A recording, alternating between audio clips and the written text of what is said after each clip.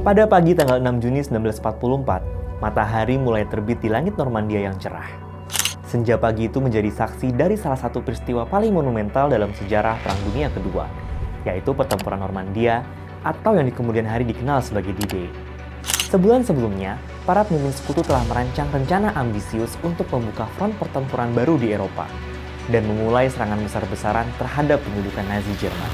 Rencana ini melibatkan pendaratan pasukan di pantai Normandia yang kala itu masih dikuasai Jerman, sehingga menciptakan titik awal bagi misi pembebasan Eropa Barat secara utuh. Semakin rumit konflik politiknya, semakin seru ceritanya nih. Yuk upgrade pengetahuan kamu di @now. Say no late!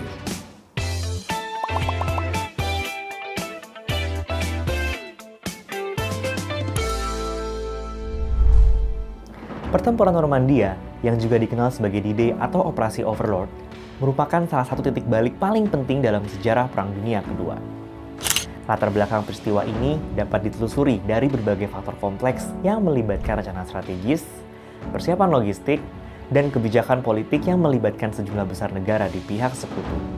Setelah Nazi Jerman berhasil menaklukkan sebagian besar Eropa pada tahun 1940, front Eropa Barat relatif lebih tenang selama beberapa tahun lamanya.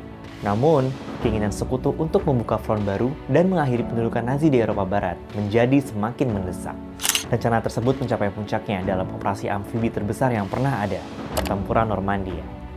Pada konferensi tingkat tinggi antara para pemimpin sekutu, termasuk Winston Churchill dari Britania Raya, Franklin D. Roosevelt dari Amerika Serikat, dan Joseph Stalin dari Uni Soviet, keputusan untuk membuka okupasi tentara Jerman Nazi di blok Barat mengemuka. Pertimbangan utama ini ialah termasuk dengan mengalihkan perhatian pasukan Jerman ke front sebelah timur, di mana tentara Uni Soviet kala itu sudah memberikan perlawanan cukup heroik. Rencana serangan besar di wilayah Normandia mulai dirancang dengan cermat oleh para ahli militer pihak sekutu. Lokasi pantai di Normandia dipilih dengan hati-hati karena memang memiliki pelabuhan-pelabuhan yang strategis dan dianggap memungkinkan dalam upaya keberhasilan operasi amfibi.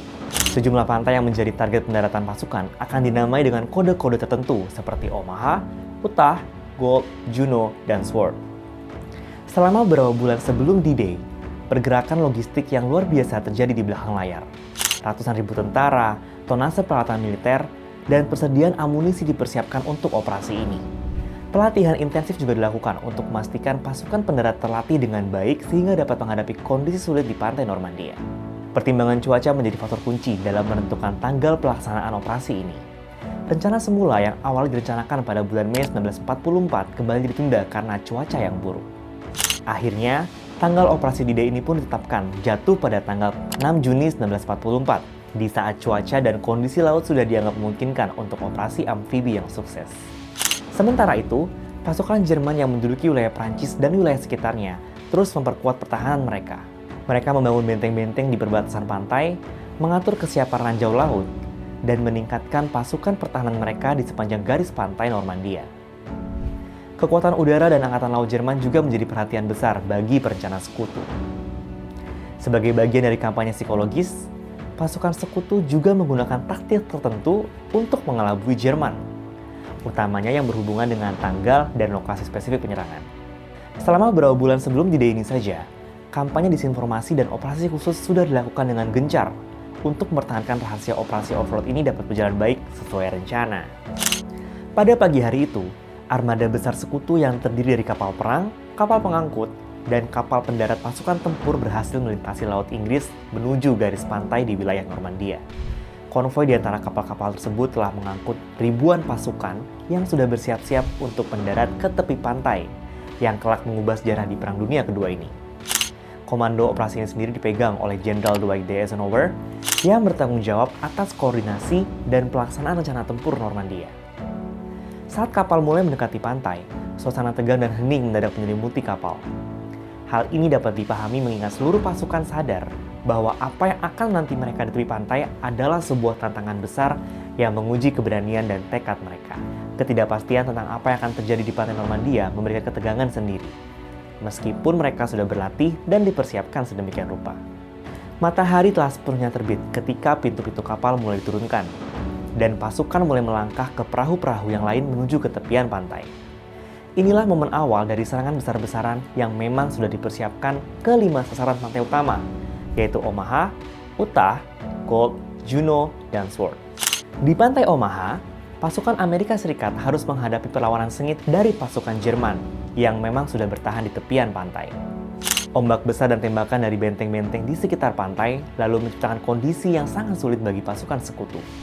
Kendaraan tempur pasukan marinir pun banyak yang terombang-ambing di sekitar pantai. Dan pasukan ini berusaha keras untuk mencapai daratan dengan penuh resiko dan bahaya. Singkatnya, pasukan sekutu dengan kegigihan tempurnya berhasil menduduki pantai Omaha. Keberanian dan ketangguhan mereka dapat mengubah suasana pantai yang awalnya penuh dengan kekacauan menjadi tempat yang dapat terorganisir dan dikuasai untuk kelak akan menjadi titik awal dari serangan balik pasukan darat ke pedalaman wilayah Normandia. Di pantai-pantai lainnya, kisah yang kurang lebih sama juga terjadi. Pasukan Inggris di pantai Sword dan Gold, serta pasukan Kanada di pantai Juno, menghadapi perlawanan yang kurang lebih sama dengan yang dihadapi oleh rombongan tentara di Omaha.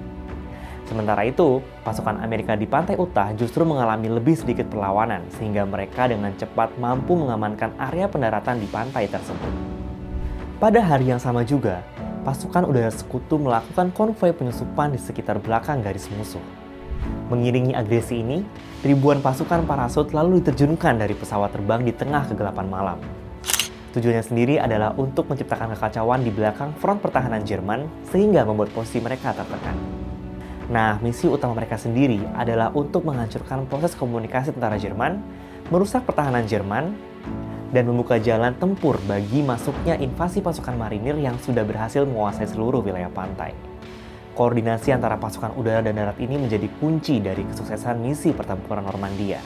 Meskipun terdapat sejumlah hambatan dan kekacauan di awal pendaratan pasukan, namun mereka dengan cepat dapat beradaptasi dan menyusun formasi pengepungan ke sekitar pasukan Jerman. Apalagi pasukan Jerman kala itu sempat terkejut oleh serangan mendadak Korps Angkatan Udara Sekutu di balik garis pertahanan mereka sendiri. Pertempuran ini lalu berlanjut ke wilayah pedalaman Normandia.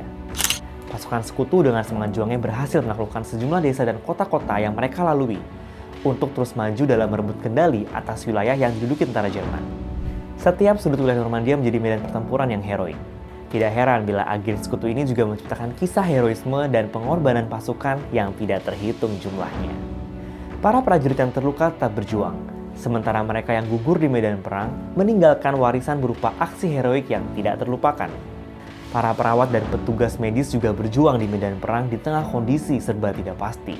Sementara warga sipil Prancis bahkan turut memberikan dukungan dan bantuannya kepada pasukan sekutu.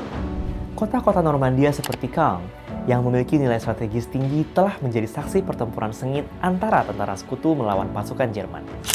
Di tengah kesulitan dan ketidakpastian selama fase perang ini, pasukan sekutu terus merangsek maju menuju ke ibu kota Paris.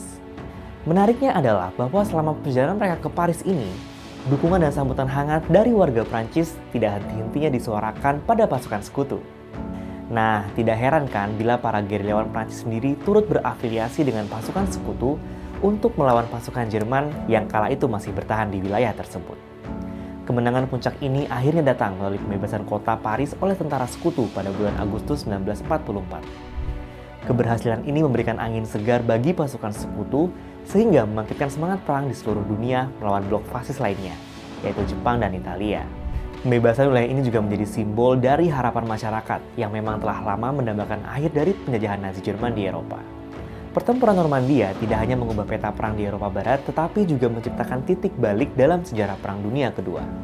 Serangan militer sekutu yang terbukti berjalan sangat baik di Normandia membuka jalan menuju kehancuran kekuasaan Jerman seluruhnya di front Barat maupun front Eropa.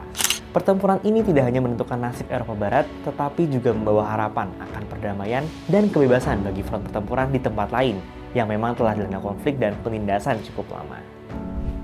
Nah, gimana Sobat AdSense? Rasa penasaran kamu sudah terjawab?